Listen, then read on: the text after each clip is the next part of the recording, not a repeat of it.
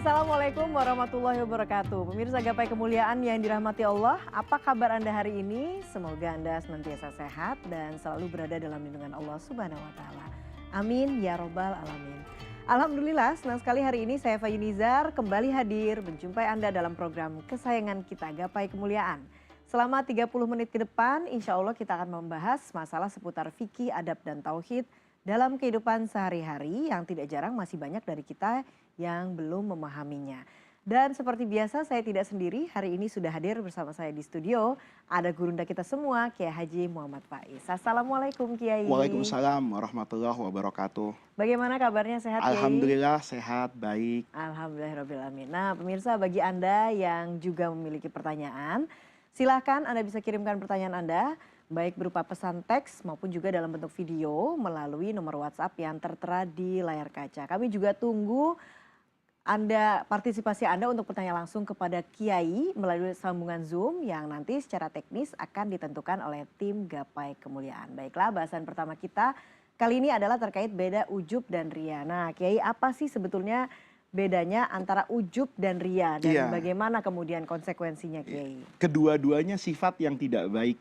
Yang pertama ujub. Ujub itu melihat kebesaran dirinya. Jadi kalau ujub itu apa yang dia lakukan itu seolah dari dalam dirinya. Jadi kalau dia sholat misalnya itu muncul rasa kebanggaan. Nih lihat sholat saya. Dia lupa kan bahwa wudhu itu pakai air. Airnya dari Allah. Bangun subuh tadi itu takdir Allah yang membangunkan dia. Kan banyak orang yang bangun tadi pagi. Tapi kan tidak semua yang bangun itu berhasil untuk bangun beneran. Ada yang bangun ngelihat jam, tidur lagi. Ada yang bangun sudah sampai ke kamar mandi tapi gagal sholat. Kan gitu kan. Ada orang yang sempurna ya ke kamar mandi, ya berwudu, ya sholat. Itu semua kan tidak bisa kemudian dinisbatkan kepada dirinya sendiri. Nah oleh karena itu kalau ujub itu selalu melihat semuanya dari dia. Ketika dia bersedekah itu merasa isti'la. Nih untungnya kamu punya tetangga saya. Kalau bukan saya, nah itu namanya ujub. Nah kalau ria itu ujung dari ujub tadi. Dia merasa nyaman, senang dengan pujian manusia dan melupakan Allah. Itu namanya ria. Jadi kedua-duanya sifat yang buruk. Yang satu dilakukan oleh iblis itu ujub. Ujub itu gambarannya ketika disuruh sujud kepada Nabi Adam. Kata dia bagaimana mungkin saya yang lebih baik dari Adam kok harus sujud kepada Nabi Adam. Itu namanya ujub. Karena khalaqtani min nar, saya diciptakan dari api sementara dia diciptakan dari tanah. Ini filosofi yang luar biasa loh. Allah ingin ingatkan manusia. Kita kadang-kadang ngelihat sesuatu tuh dari zahirnya Mbak Eva. Sehingga yang kaya itu merasa lebih hebat dari yang miskin. Padahal tanpa ada orang miskin, orang kaya ini bingung. Mau bagaimana harta kekayaannya mengantarkan dia ke dalam apa itu? Surga kan? Kadang-kadang seorang guru itu merasa ujub hebat. Padahal guru tanpa murid kan nggak disebut guru. Presiden tanpa rakyat kan tidak disebut pemimpin. Nah ini Allah gambarkan. Kata iblis, saya ini kan lebih bagus. Api daripada tanah. Kan salah Mbak Eva. Tidak selamanya api itu lebih bagus daripada tanah. Iya kan? Misalnya ya kan? Tanah itu menumbuhkan, api membakar dan merusak. Iya kan? Misalnya hewan kita butuh api, tapi hewan nggak butuh api kan? Kalau macan misalnya dikasih daging, ya senang daging mentah. Saya butuh daging bakar, kan begitu. Nah, artinya tidak selamanya berarti yang namanya api itu selalu unggul di atas tanah. Nah, ini yang kadang-kadang menjadikan manusia itu bersifat ujub. Dia merasa lebih dari orang lain tanpa dia sadar bahwa tanpa orang lain tadi dia tidak berarti apa-apa. Dia kaya tapi kan membutuhkan orang yang tidak kaya. Kalau tidak ada orang yang tidak kaya, hanya ada orang kaya, lalu siapa yang mau bekerja di pabriknya orang-orang kaya tadi? Kalau itu tidak terjadi, maka mustahil orang tadi menjadi kaya. Kalau ada pedagang, Anda jangan merasa sombong karena Anda kaya. Kalau dagangan Anda tidak ada yang membeli dari orang yang membutuhkan, maka Anda juga tidak menjadi orang yang kaya. Nah, apa bahayanya Kiai memiliki sifat yang ujub dan ria ini tadi Kiai? Yang pertama tinggi hati. Orang kalau sudah ujub, itu tinggi hati, melihat semuanya kecil dan dia tidak akan pernah bisa menghargai apapun dalam hidupnya. Kenapa? Karena dia sudah merasa cukup dengan dirinya. Padahal yang cukup dengan dirinya itu kan hanya Allah. Ya. Manusia itu tidak bisa kemudian mengatakan bahwa dialah sejatinya yang memenuhi semua apa yang dia butuhkan. Nah, ketika orang ini terjerumus kepada al-ujub, maka dia nanti adalah tinggi hati. Kalau sudah tinggi hati, itu temannya menjadi sombong. Kalau sudah sombong, nanti biasanya anti kritik, ya, tidak bisa menerima kebenaran, dan itu ujungnya kehancuran. Oke, nah bagaimana caranya supaya kita menghindari diri dari sifat ujub dan juga ria ini, Kiai? Dulu waktu saya ngaji itu Mbak Eva, kata guru saya, kamu itu kalau mau hilang sifat ujubmu, itu tiru apa yang dikatakan Imam Ghazali. Selalu melihat kesempurnaan dan keistimewaan itu pada diri orang lain dengan kacamata yang arif. Kata guru saya gini, kalau kamu bertemu dengan anak kecil, dulu anak kecil, jangan menganggap remeh anak-anak kecil tadi. Terus merasa karena kamu ahli ibadah, wah saya lebih hebat dari anak-anak. Anak-anak ngerti apa? Jangan lupa loh, kamu ibadah tapi kamu juga dosa. Anak-anak kecil ini ibadah tidak wajib, dosa tidak dicatat. Gitu. Maka dia lebih sempurna dari saya. Kenapa? Dia masih kecil, dia tidak ada dosanya. Nah, kalau saya nanti misalnya bertemu dengan orang yang lebih tua, maka logikanya saya katakan, orang ini dengan segala kekurangannya, pahala sholatnya lebih banyak dari saya. Karena dia sudah lebih panjang hidupnya, sholatnya sudah lebih lama. Maka saya yang boleh jadi merasa lebih pintar dari dia, itu menjadi tidak lagi ujub. Oh iya ya, saya menang ilmu tapi kalah apa ini? Pahala. Sama kata guru saya, kalau kamu nanti melihat orang bodoh, kamu lihat betapa nikmatnya orang bodoh ini nanti. Nanti di akhirat, dia cepat masuk surga itu. Kenapa? Karena ketika ditanya, kenapa kamu begini? Saya nggak tahu ya Allah kalau itu haram. Sementara kamu Faiz, ketika tahu ini hukumnya halal dan ini hukumnya haram, masih kamu kerjakan yang haram dan kamu tinggalkan yang wajib, maka kamu nanti dimintai pertanggungjawaban. Nah, di sini maka orang itu kalau ujub hancur. Tapi kalau orang itu nanti selalu melihat, misalnya mensyukuri dirinya dengan segala kekurangannya, itu menjadi sesuatu yang akan memandu dia menjadi orang yang baik. Oke, baiklah. Nah, Kiai, sekarang kita ke tema selanjutnya, Kiai, soal donor ASI.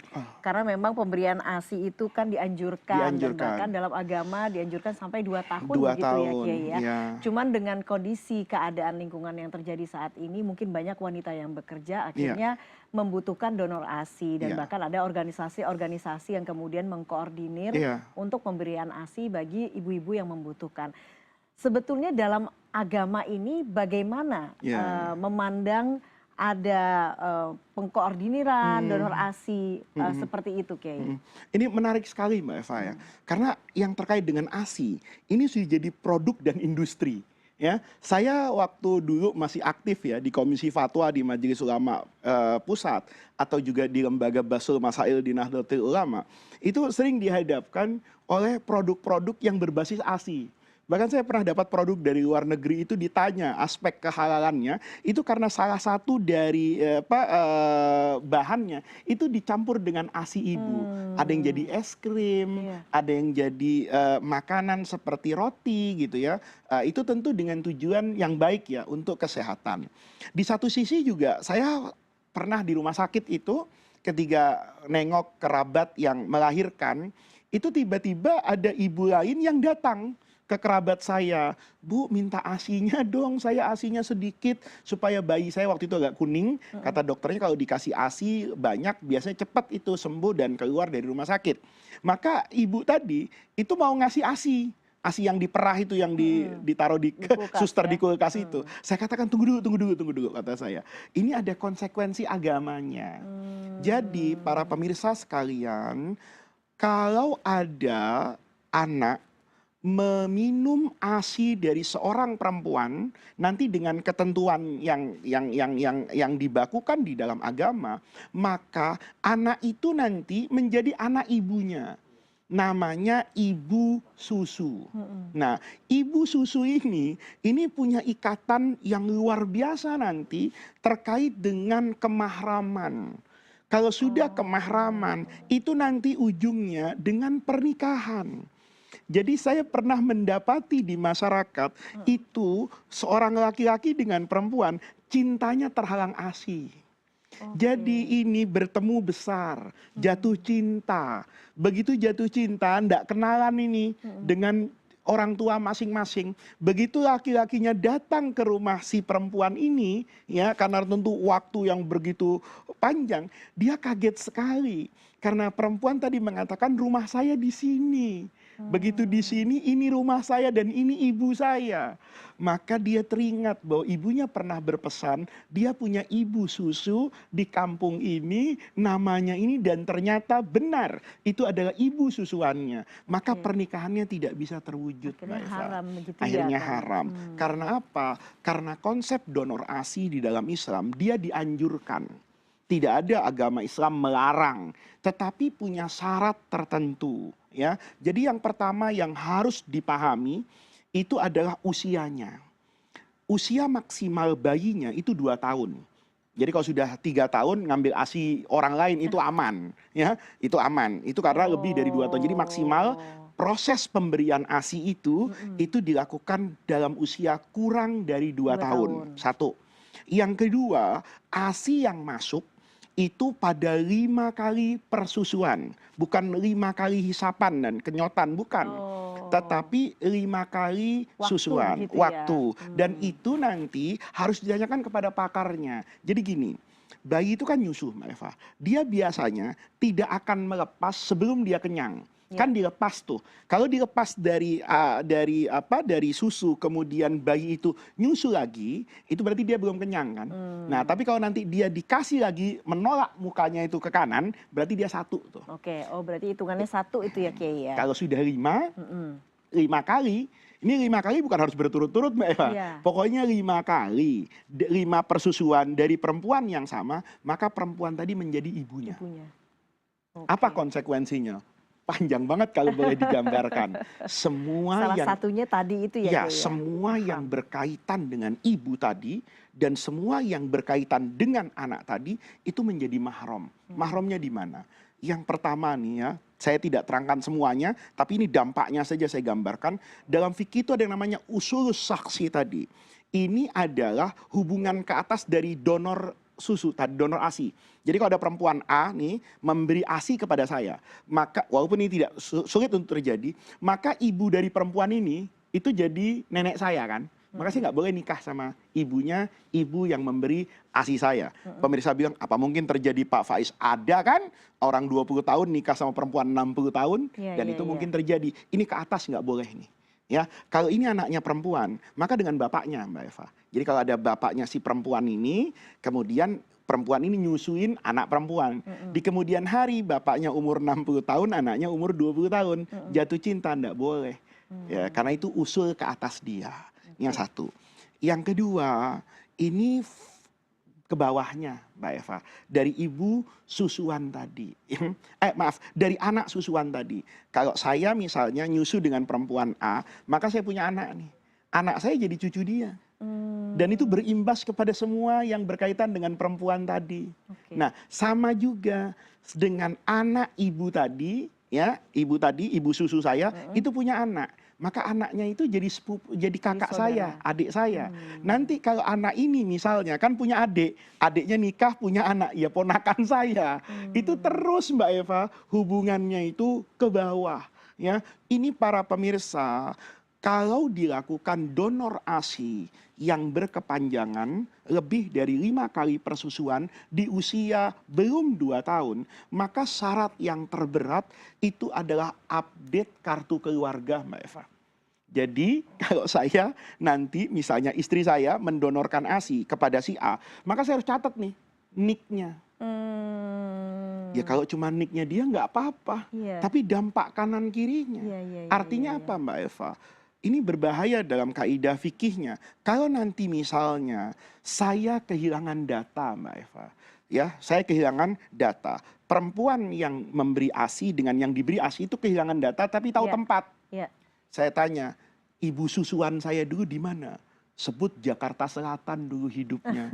Maka saya haram Sulit Mbak ya. Eva nikah dengan perempuan se-Jakarta Selatan. Oh gitu. Kenapa? Kiai. Karena ada kemungkinan Salah di situ satunya. adalah salah satu dari itu. Bayangin kan, bisa ruwet hidup kita. Iya, Mau iya, jatuh iya. cinta itu harus pergi ke daerah. Sementara ke daerah lain pun, nanti kita harus tanya dulu kan, Iya. ini pernah hidup di Jaksel enggak?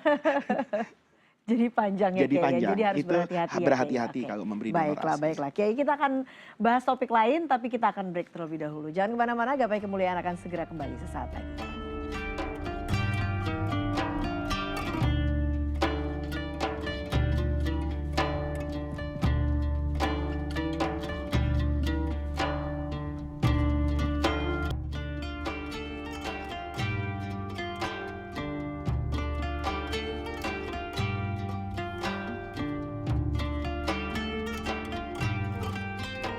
Terima kasih Anda masih menyaksikan Gapai Kemuliaan. Kita lanjutkan kembali pembahasan kita bersama Kiai Haji Muhammad Faiz. Nah Kiai, sekarang kita bahas soal fatwa MUI soal poligami ini ya Kiai ya. Nah Majelis Ulama Indonesia melalui fatwa nomor 17 tahun 2013 menyatakan bahwa beristri lebih dari 4 itu pada waktu yang bersamaan hukumnya haram. Hukumnya Betul haram. Ya, Kiai, ya? Hukumnya Nah itu haram. bagaimana penjelasannya Kiai? Jadi memang ini penting sekali ya. Jadi ada orang dulu itu, seingat saya ketika fatwa itu disampaikan, itu berpoligami lebih dari 4 perempuan. Dengan menggunakan logika matematika Quran yang kacau. Karena agama itu kan membolehkan, bukan mewajibkan Mbak Eva. Nggak ada ceritanya agama mewajibkan poligami. Ini bukan karena hostnya perempuan, saya takut, bukan. Enggak. Tapi memang ajaran yang saya pelajari dari guru-guru saya, poligami itu bukan kewajiban. Kemudian menyatakan bahwa poligami itu sebagai sunnah Rasul itu memiliki kebenaran dari aspek frasa tapi salah dalam memaknainya. Orang sering memaknai itu sunnah itu kan kayak orang tahajud. Kalau dikerjakan dapat pahala, kalau tidak dikerjakan tidak dapat apa-apa. Maka sunnah itu menjadi fadilah. Nah ini lain dengan cerita ketika kita mengatakan an-nikahu sunnati. Itu hadis loh. Nikah itu sunnah saya. Tapi sunnah di sini itu bukan sunnah hukum. Sunnah di sini arti sunnah dalam bahasa Arab. Apa arti sunnah dalam bahasa Arab? Itu namanya at-thoriqoh, jalan hidup. Kata Nabi, jalan hidup saya itu menikah. Karena ada orang juga sukses, tapi jalan hidupnya tidak menikah. Nah, kata Nabi, menikah itu jalan hidup saya. Jadi hadis itu dalam konteks yang luas. Karena ada orang pada masa Nabi itu, dia ingin menjadi orang yang soleh dengan jalan sholat terus. Nggak nikah. Ada orang yang ingin soleh puasa terus, nggak makan. Ada yang nggak mau makan daging, karena daging itu membangkitkan syahwat. Maka Rasulullah mengatakan, saya ini orang yang paling beriman kepada Allah, paling bertakwa. Saya makan, saya tidur. Saya puasa, saya juga menikmati makanan yang enak. Saya tidur, saya berzikir, macam-macam. Dan wa atazawwajun nisa. Dan saya juga nikah. Maka kemudian Nabi bilang, an-nikahu sunnati. Nikah itu jalan hidup saya. Jadi ketika ada orang mengatakan poligami itu sunnah, sunnah di situ artinya dipraktekkan oleh Rasulullah. Tetapi apakah apakah yang dipraktekkan oleh Rasulullah itu kemudian hukumnya menjadi variabelnya? Bisa wajib, bisa mubah, bisa wajib, bisa sunnah, bisa mubah, bisa makruh dan bisa haram. Loh, nggak semua yang dikerjakan Nabi harus saya kerjakan. Nabi kalau puasa itu nggak berbuka-berbuka. Saya nggak berbuka waktu puasa, haram hukumnya. Nabi itu sholat malam wajib. Saya sholat malam itu sunnah. Nah, itu artinya perilaku Rasulullah. Jadi ketika berbicara tentang poligami, ini ada banyak yang harus disampaikan. Yang pertama, permasalahan sunnah. Dipraktekkan oleh Nabi. Tapi prakteknya Rasulullah itu kan indah. Istri Rasulullah itu tidak 4 loh. Bahkan 9. Bahkan yang ada orang mengatakan 11. Apapun antara 9 dan 11 itu Mbak Eva, itu dinikahi dengan tujuan yang sangat-sangat mulia. Sulit rasanya untuk saya mendapatkan ada unsur syahwat yang lebih dominan daripada unsur kepentingan Nabi dalam berdakwah. Ya, itu yang harus diingat. Yang kedua, saya ngaji aja gitu. Dalam mazhab Imam Syafi'i misalnya ya di kitab Mughnil Muhtad itu dijelaskan tentang posisi poligami. Saya bertemu dengan orang yang sangat fakih, sangat alim di abad ini. Namanya Profesor Dr. Wahbah Zuhaili. Itu dekan Fakultas Syariah yang sangat legendaris di Damaskus. Beliau punya buku namanya Al-Fiqhul Islami wa Adillatuhu, itu 8 jilid edisi yang lama. Itu hampir semua tokoh muslim dunia memiliki karangan beliau. Beliau punya tafsir 15 jilid namanya Tafsir Al-Munir ya.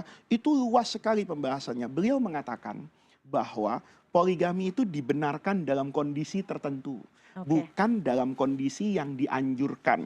Karena beliau mengatakan itu ada sedikit bertentangan dengan sakinah, mawaddah, warohmah. Oleh karena itu ketiga konsep ini konsep yang terbatas, agama menafsirkan itu hanya pada 4 perempuan. Nah, kenapa fatwa itu lahir? Karena ada orang mengatakan masna itu 2, sulasa 3, ruba'ah 4. Ini kita katakan kalau mau 2 silahkan. Kalau kurang dari 2, nambah 1 jadi 3, nambah 1 jadi 4. Ini enggak Mbak Eva, ditambahin. Ini 2, ini 3, 2 tambah 3 berapa? 5. 5 tambah 4 berapa? 9. Kata saya, salah. Harusnya dikalikan saja jadi lebih banyak. 2 kali 3 berapa? 6. 6 kali 4 berapa? 24. Dan ini adalah tafsir yang salah. Maka MUI kemudian memberikan guidance bahwa poligami pada batasan maksimalnya adalah 4. Oke, baiklah. Kita akan bahas tema-tema lain, tapi kita akan break terlebih dahulu. Jangan kemana-mana. Gapai Kemuliaan akan kembali sesaat lagi.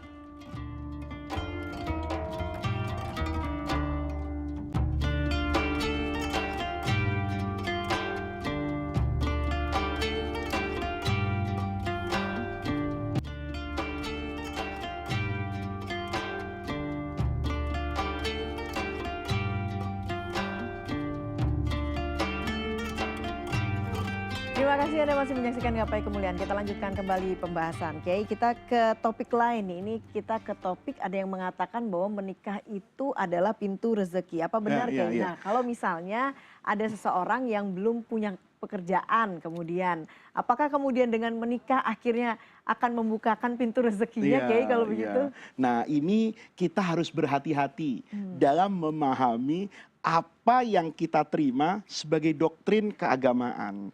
Jadi kalau dikatakan tadi bahwa nikah itu pintu rezeki, memang ada beberapa hadis yang menyatakan seperti itu. Carilah rezeki dengan menikah. Ada hadis Nabi mengatakan nikah itu pintu rezeki. Tetapi status hadis ini semuanya hadis yang dhaif. Tetapi maknanya itu di cover kebenarannya oleh Al-Quran. Jadi Al-Quran itu ketika memerintahkan kepada para jomblo, wa ankihul ayyama minkum wassolihina min ibadikum. Jadi orang yang belum punya jodoh itu didorong sama Quran itu, ayo nikahkan. Di antara yang paling afdol pada masa itu adalah budak yang tidak punya harta. Bagaimana dia ingin menikah sementara dia saja terbelenggu oleh perbudakan. Maka oleh agama didorong. Kamu kalau menikahkan budakmu, kamu yang modalin, kamu yang kasih kemerdekaan kepada dia, itu pahalanya luar biasa. Maka budak-budak ini berkata kepada para tuan-tuannya di masa itu, ya kami bukannya nggak mau nikah, tapi bagaimana kami menafkahi istri kami. Turunlah ayat Al-Quran tadi, iyakunu fuqara'a, kalau mereka orang yang mau menikah dengan niatan yang benar. Ini catatannya para pemirsa ya, nggak boleh loh. Kemudian nikah itu seperti dijadikan solusi buat orang-orang yang udah capek ngerawat anaknya. Karena ada nih, anaknya malas. Nih biar nggak males kita nikahin aja ya. Waduh, rumah tangganya bisa berantakan kalau orang ini memang belum punya bakat untuk bertanggung jawab kan. Tetapi yang kata Quran, iyakunu fuqara'a, kalau orang-orang yang niat menikah ini niat untuk menjadi iffah, tidak terjerumus kepada perzinaan, ingin menyalurkan cintanya kepada perempuan yang dia cintai secara agama yang benar, ingin punya cita-cita punya anak, nanti anaknya dididik yang benar. Kalau niatnya baik, maka kata Al-Quran, kalau hari ini mereka miskin, yughnihimullahu min sa'atih. Allah yang akan memberi rasa cukup kepada mereka. Nah, ini terbukti Mbak Eva. Kalau ada orang yang memang niat nikahnya itu dengan niat yang benar, maka itu akan melahirkan motivasi kan. Kita ini kalau menyayangi anak, begitu anak kita lahir, maka terfikir kan kesehatannya, pendidikannya. Begitu belanja ke toko, ngelihat pempas, minyak telon dan sebagainya, mahal sekali. Begitu sakit ke dokter, maka itu akan memacu kan dorongan orang untuk semangat bekerja. Begitu ditanya, kamu sekarang kok kerjanya lebih malam dari biasanya? Saya kan sudah punya anak. Nah, ini namanya pintu rezeki. Pintu rezeki bisa jadi anak yang laki ini orangnya soleh banget, tapi tidak punya uang. Ada orang kaya kepengen punya mantu yang soleh, dinikahkan sama anaknya. Ini nggak punya uang, tapi kata mertuanya, sudahlah, yang penting kamu jadi imam di masjid yang saya bangun, nanti urusan rumah kamu saya amankan. Artinya apa? Gara-gara dia menikahi perempuan yang punya harta, maka dia menjadi apa ini? Punya rezeki. Nah, ini juga diantara pintu rezeki.